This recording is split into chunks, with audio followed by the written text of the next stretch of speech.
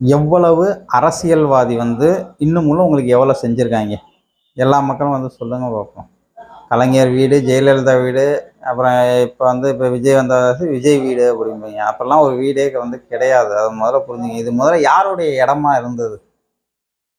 சுதந்திரம் கிடைச்சதுக்கு அப்புறம் தான் நீங்க கலைஞர் வீடு, விஜய் வீடு, அப்புறம் எம்ஜிஆர் வீடு, ஜெயலலிதா வீடுன்னு பேசுறீங்க. அதுக்கு முன்னாடி இது யாருடைய இடமா இருந்துச்சு?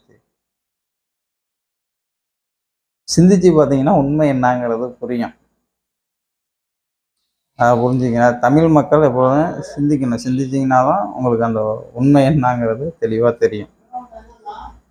எந்த அரசியல்வாதியும் உங்களுக்கு வந்து நல்லது செய்ய மாட்டான். யாருமே செய்ய மாட்டான். கலைஞர் வந்த நிலைமை எப்படின்னு தெரியும். அவர் சொத்து சேர்த்தது எப்படின்னு தெரியும். அதேமாரி ஜெயலலிதா வந்தது எப்படின்னு தெரியும். அது சொத்து சேர்த்து இன்னைக்கு அதுவும் ஒண்ணும் இல்லாம போச்சு. அதேமாரி எம்ஜிஆர். எல்லா நடிகர்கள் வந்து இப்படி இப்படின்ட்டு சொல்லிட்டு பேக்கப் காட்டிட்டு உங்கள ஏமாத்திக்கிட்டு தான் போயிட்டு இருக்காங்க.